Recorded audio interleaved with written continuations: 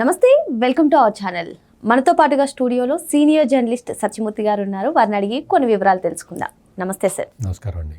Sir, బహుశా నిన్న Jaganmohan Reddy press meet మొత్తం మీరు చూసుంటారు. అయితే ప్రెస్ మీట్లో ఎక్కడా కూడా ఇంగ్లీష్ మాట్లాడలేదు, కానీ అమరావతి అంశం వచ్చిన దగ్గర నుంచి రాజధానికి అంశం రాగానే ఆయన ఇంగ్లీష్లో మాట్లాడారు. అంటే దీని వెనకాల ఏదైనా వ్యూహం ఉందంటారా, రాజకీయ కోణం ఉందంటారా, ఏం చెప్తారు సార్? వ్యూహం లేదు, మట్టిగడ్డలు లేదు, అటువంటివి ఏమీ లేవు. కానీ అతనికి ఏంటి అంటే, రాజధాని అమరావతికి సంబంధించి అమరావతి రైతులకి ఇంగ్లీష్ రాదు అనుకున్నట్టున్నాడు.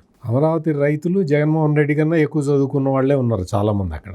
అంతకుముందర సజ్జల రామకృష్ణారెడ్డి చెప్పాడు కదా, మేము మళ్ళీ ఈసారి గెలిస్తే మేము అమరావతి నుంచే మేము పాలన సాగిస్తామని చెప్పి అన్నాడు కదా.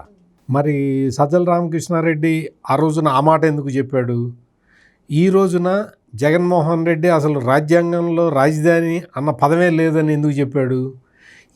ఈ వ్యత్యాసాలు ఇవన్నీ బయటపడతాయి. పార్టీలో ఒక కొహెషన్ లేకుండా పోయింది అన్న విషయాలన్నీ ప్రజలు గుర్తుపడతారు అన్న ఉద్దేశంతో సిగ్గుబడి ఇంగ్లీష్లో మాట్లాడాడు. అంతే తప్ప స్ట్రాటజీ లేదు, మన్ను మశానం అటువంటివి ఏం లేవు. ఎందుకు లేవు అంటే, వాళ్ళకి ఏం కావాలి, రాష్ట్రానికి డైరెక్షన్ ఎట్లా ఉండాలనే విషయం జగన్మోహన్ రెడ్డికి తెలీదు, సజ్జల రామకృష్ణారెడ్డికి తెలీదు, ఆ పార్టీలో ఉన్న నాయకులు ఎవరికి తెలీదు, వాళ్ళకు ఒక ఐడియా కూడా లేదు. వాళ్ళకు ఉన్నదల్లా అమరావతి మీద ద్వేషం, కసి, కక్ష. ఎందుకు అమరావతి మీద ద్వేషము, కసి, కక్ష ఎందుకు అంటే, అమరావతిని చంద్రబాబు నాయుడు స్టార్ట్ చేశాడు కాబట్టి అది రాకూడదు, అంతే. Single point agenda. నీకు ఏదైనా కానీ ప్రజలని కన్విన్స్ చేయాలి. జగన్మోహన్ రెడ్డి ఎప్పుడైతే 3 రాజధానులు అని చెప్పాడో, అతను అధికారంలో ముఖ్యమంత్రిగా ఉన్న సమయంలో, మీరు గమనించండి, పాత రీల్స్ అన్నీ రివైండ్ చేసుకొని చూడండి. చంద్రబాబు నాయుడు ప్రజల దగ్గరికి వెళ్ళి 3 రాజధానుల కాన్సెప్ట్ వల్ల రాష్ట్రానికి ఎంత నష్టం జరుగుతుందో ఆయన వివరించి చెప్పాడు ప్రజలకి. ఆయన తన వాదనని వినిపించాడు.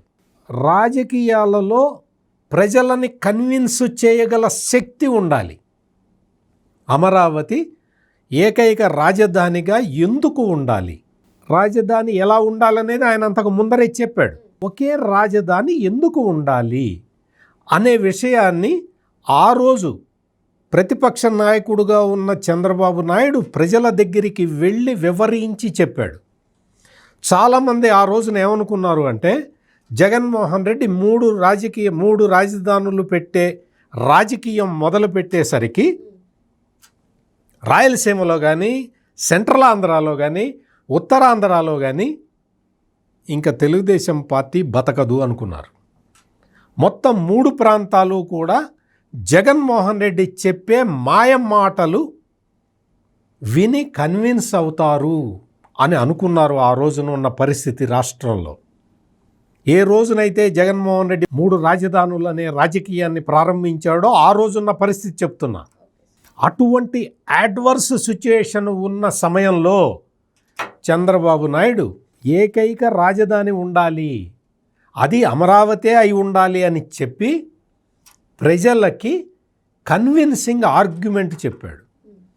మీరు జాగ్రత్తగా గమనిస్తే ఆ రోజు చంద్రబాబు నాయుడు ఫస్ట్ వెళ్ళి కర్నూలుకి వెళ్ళి చెప్పాడు, మీరు కర్నూలుకి వెళ్ళి అమరావతి రాజధానిగా ఉండాలి, ఆ అవసరం ఏంటి అన్న విషయాన్ని కర్నూలులో వివరించి చెప్పాడు. ఆ తర్వాత విశాఖపట్నం వెళ్ళి వివరించి చెప్పాడు. ఎందుకు? కర్నూలుని న్యాయ రాజధాని అని ఆనాటికి భ్రమ పెడుతూ ఉన్నాడు ఈ జగన్మోహన్ రెడ్డి. విశాఖపట్నం మొత్తం అక్కడికి వెళ్ళి నేను పరిపాలన కార్యకలాపాలన్నీ అక్కడి నుంచి చేస్తానని చెప్పి ఆ ప్రాంత ప్రజల్ని మోసం చేస్తూ ఉన్నాడు. ఆ టైంలో చంద్రబాబు నాయుడు ఆ ప్రాంతాలకే వెళ్ళి అమరావతి రాజధాని ఉండాల్సిన ఆవశ్యకతని ప్రజలకి విడమరిచి చెప్పి ప్రజలని కన్విన్స్ చేశాడు. ఇక్కడ ఒక్క అంశం సార్, మీ విశ్లేషణతో చంద్రబాబు నాయుడు గారికి జగన్కి ఉన్న తేడా కరెక్ట్గా అర్థమవుతుంది సార్. ప్రజల్ని కన్విన్స్ చేయడం ఏ విధంగా చెప్పాలో చంద్రబాబు గారు చూస్తున్నట్లయితే, జగన్మోహన్ రెడ్డి ఆయన భ్రమలోనే ఉన్నారా అంటే 3 రాజధానుల అంశం ప్రస్తావించినప్పుడు కానివ్వండి, లేదంటే ఇప్పుడు చేసినటువంటి కామెంట్స్ని కానివ్వండి, వీళ్ళిద్దరి మధ్య తేడాని ఏ విధంగా చూడాలంటారు? నువ్వు 3 రాజధానులు అన్నావు కదా జగన్, దానికి కట్టుబడి ఉండు, ఇప్పటికీ దానికే కట్టుబడి ఉండు. నిన్ను అప్రిషియేట్ చేసేవాళ్ళు ఒక 10 మంది అన్నా వస్తారు. కానీ అలా లేదు కదా సార్ ఆ పార్టీలో. నువ్వు 3 రాజధానులు అని కరెక్ట్గా ఇప్పటికీ నువ్వు చెప్పలేకపోతున్నావు. ఓడిపోయిన తర్వాత నువ్వేం చెప్పాలి? నేను 3 రాజధానులకు కట్టుబడి ఉంటాను అని చెప్పు. ఒక 10 మంది అన్నా నిన్ను అప్రిషియేట్ చేసేవాళ్ళు ఉంటారు. నువ్వు 3 రాజధానులు అని అధికారంలో ఉన్నప్పుడు చెబుతావు, పడిపోగానే మాట మారుస్తావు. నీ సజ్జల రామకృష్ణారెడ్డితో ఒక మాట చెప్పిస్తావు, నీవు వైవి సుబ్బారెడ్డితో ఇంకో మాట చెప్పిస్తావు, నీకు విజయసాయిరెడ్డితో ఇంకో మాట చెప్పిస్తావు. నీ పార్టీకి స్టాండ్ లేదు. నువ్వు రాయలసీమకి నువ్వు కర్నూలు న్యాయ రాజధాని చేస్తాను అని చెప్పావు. నువ్వు అధికారంలో ఉన్నప్పుడే ఆ కేసు సుప్రీంకోర్టుకి వెళ్ళినప్పుడు సుప్రీంకోర్టు ముందర నువ్వేం చెప్పావు ఒక్కసారి గుర్తు చేసుకో జగన్. నువ్వేం చెప్పావో నీకు మర్చిపోయి ఉంటావు, నేను చెప్తా. కర్నూలుకి హైకోర్టుని షిఫ్ట్ చేసే ప్రతిపాదన అనేది మా దగ్గర లేదు. మేము న్యాయ రాజధాని అని ఊరికి హంబక్ కబుర్లు చెప్పాము. మాకు అసలు ఆ ప్రతిపాదనే లేదు. న్యాయ రాజధానిగా కర్నూలు కాదు అని నువ్వు సుప్రీంకోర్టులో చెప్పావా లేదా? ఓకే. విశాఖపట్నాన్ని దగ్గరికి వెళ్ళి నేను ఇక్కడికి వస్తే తప్ప నీ ప్రాంతం అభివృద్ధి కాదు అన్నావు. అట్లా చెప్పిన వాడివి నువ్వు అభివృద్ధికి కట్టుబడి ఉన్నావా? భోగాపురం ఎయిర్పోర్ట్ని ఆపేసిన వాడివి నువ్వు. భోగాపురం ఎయిర్పోర్ట్ని ఆపేశావు. నీకు అదానీ డేటా సెంటర్ అప్పట్లో వస్తూ ఉంటే అదానీ డేటా సెంటర్కి మోకాలడ్డం పెట్టావు. మొత్తం పరిశ్రమలను అక్కడి నుంచి తరిమిగొట్టావు. ఇన్ని పనులు చేసి నువ్వు చేసిందల్లా ఏంటంటే ఋషికొండ మీద నీ ప్యాలెస్ కట్టుకున్నావు అంతే. ఉత్తరాంధ్ర హైకోర్టుకి వెళ్ళి నువ్వేం చెప్పావు? నేను వెళ్ళి అక్కడ కూర్చుంటే తప్ప ఉత్తరాంధ్ర డెవలప్ కాదు అని చెప్పావు. ఉత్తరాంధ్ర డెవలప్ కావటానికి ఏమైనా చేసావా? చంద్రబాబు నాయుడు అక్కడ మిలీనియం టవర్స్ అని కడితే సాఫ్ట్వేర్ ఆఫీసుల కోసం, దాన్ని కూడా అందులో నుంచి కంపెనీలు ఎళ్ళగొట్టి దాన్ని ఆక్యుపై చేసుకున్నావు. మొత్తం విశాఖపట్నం చుట్టూతో ఉన్న ల్యాండ్స్ అన్నీ కబ్జా పెట్టుకున్నావు. ఈ రోజున ఏమవుతున్నది? సాఫ్ట్వేర్ కంపెనీలు వచ్చేస్తూ ఉంటే కాపులుప్పాడం మొత్తం హైదరాబాద్లో మాదాపూర్ లాగా మారుతూ ఉంటే నువ్వు భరించలేకపోతూ ఉన్నావు. నీకు ఏది కాన్సెప్ట్ ఏది నీకు అర్థమే కావట్లేదు. అమరావతి సెల్ఫ్ సస్టైనబుల్ ప్రాజెక్ట్ అని చెబుతూ ఉంటే నీకు ఆ పాయింట్ అర్థం కాదు. ఎన్నిసార్లు చెప్పినా నేనే నా విశ్లేషణల్లోనే ఇప్పటికొక 50 సార్లు చెప్పుంటా, 50-60 సార్లు చెప్పుంటా. అది సెల్ఫ్ సస్టైనబుల్ క్యాపిటలు. ఈ రోజున కడుతున్నవన్నీ ప్రభుత్వ కార్యాలయాలు. నా ఇల్లు నా డబ్బులతో పెట్టి కట్టుకోకపోతే నువ్వు వచ్చి కడతావా? ప్రభుత్వ కార్యాలయాలు ప్రభుత్వం కట్టకుండా ఎవరు కడతారు? ప్రభుత్వ కార్యాలయాలు ప్రభుత్వం కట్టిన తర్వాత అక్కడ మిగిలిన సంస్థలు వ్యవస్థలు అక్కడికి వచ్చేసి కొలువు తీరితే రాజధాని తనంతట తాను డెవలప్ అవుతూ ఉంటుంది. హైదరాబాదు తెలంగాణకి ఎట్లయితే గ్రోత్ ఇంజన్ లాగా పనిచేస్తున్నదో అట్లా ఆంధ్రప్రదేశ్కి ఒక గ్రోత్ ఇంజన్ కావాలి అన్న ఉద్దేశంలో అమరావతిని సెల్ఫ్ సస్టైనబుల్ ప్రాజెక్టుగా టేకప్ చేసి, ప్రభుత్వానికి ఒక పైసా ఖర్చు లేదు, రైతులు వచ్చి స్వచ్ఛందంగా భూములు ఇస్తూ ఉన్నారు. అటువంటి ప్రాజెక్టుని నాశనం చేశావు. ఈ రోజున 2019లో ఈ జగన్మోహన్ రెడ్డి అనే ప్రాణి గెలవకుండా ఉన్నట్టయితే ఈ పాటికి రాజధాని కంప్లీట్ అయ్యేది. ఈ పాటికి ఎప్పుడో భోగాపురం విమానాశ్రయం కంప్లీట్ అయిపోయింది, ఎప్పుడో పోలవరం కంప్లీట్ అయిపోయింది. 2020 నాటికి పోలవరం కంప్లీట్ అయ్యి రైతులకి నీళ్లు వచ్చేవి. దాని హైట్ తగ్గిస్తేవి, నాటకాలు ఆడితేవి, R&R ప్యాకేజ్ ఇవ్వకపోతేవి. నువ్వు ఏ పని సక్రమంగా చేయకుండా ఈ రోజున వచ్చి నువ్వు అమరావతి గురించి నువ్వు ఇంగ్లీష్లో మాట్లాడినా, తెలుగులో మాట్లాడినా, హిందీలో మాట్లాడినా, నీకు వస్తుందో రాదో తమిళంలో మాట్లాడినా, నువ్వు ఇప్పుడు నివాసం ఉండే కర్ణాటక లాంగ్వేజ్ కన్నడంలో ఏ భాషలో మాట్లాడితే ఉంది? నీకు చిత్తశుద్ధే లేదు. నువ్వు ఇంగ్లీష్లో నువ్వు మాట్లాడిన మాటలు అమరావతి రైతులకి అర్థం కావనుకుంటున్నావు నువ్వు. ఈ రోజున అమరావతి రైతుల్ని రెచ్చగొట్టాలని ప్రయత్నం చేస్తూ ఉన్నావు. డ్రైవర్ లైక్ అమరావతి రైతులు 2వ విడత భూ సమీకరణ మొదలు పెడితే మొదటి రోజే 400 ఎకరాలు ఇచ్చారు. జగన్మోహన్ రెడ్డి ఒక్కసారి ఆలోచించు. అమరావతి రైతులు తెలియగల వాళ్ళ, నువ్వు తెలియగలవాడివే. ఒక్కసారి ఆలోచించు.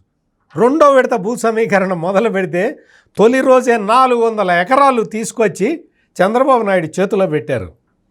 నువ్వు అడిగితే రోడ్ వేయటానికి 1 గజం స్థలం కూడా ఎవడు ఇవ్వడు. ఎందుకు అంటే నువ్వు చేసిన అరాచకాలన్నీ ప్రజలకి తెలుసు కాబట్టి. నువ్వు అడిగితే ల్యాండ్ ఇవ్వరు జగన్. చంద్రబాబు అడిగితే ఇస్తారు. 16,000 ఎకరాలు కాదు, 3వ విడత భూ సమీకరణ మొదలు పెడితే ఇప్పుడే ఇవ్వడానికి సిద్ధంగా ఉంటారు రైతులు. ఎందుకు అంటే అమరావతి డెవలప్ కాబోతున్నది.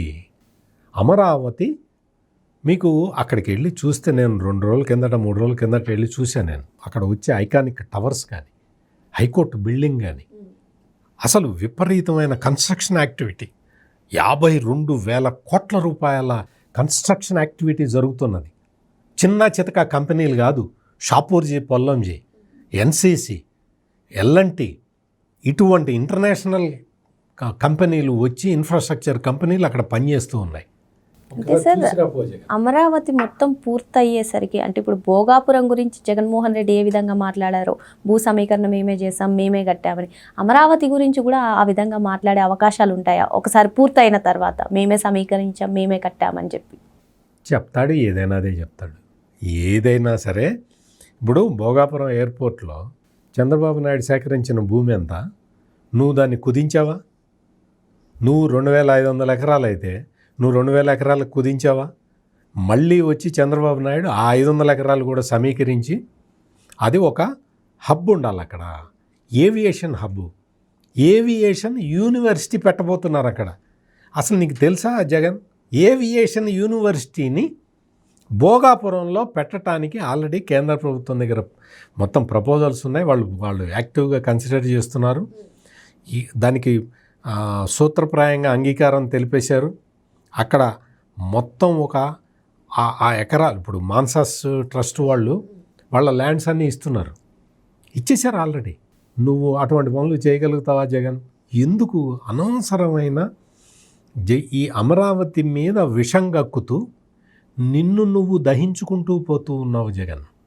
నువ్వు రాష్ట్రానికి నువ్వు ఒక విధ్వంసకర శక్తి అనేది మరొకసారి నీకు నువ్వే ఎస్టాబ్లిష్ చేసుకున్నావు. మరో అంశంతో మళ్ళీ కలుద్దాం. Thank you sir. నమస్కారం.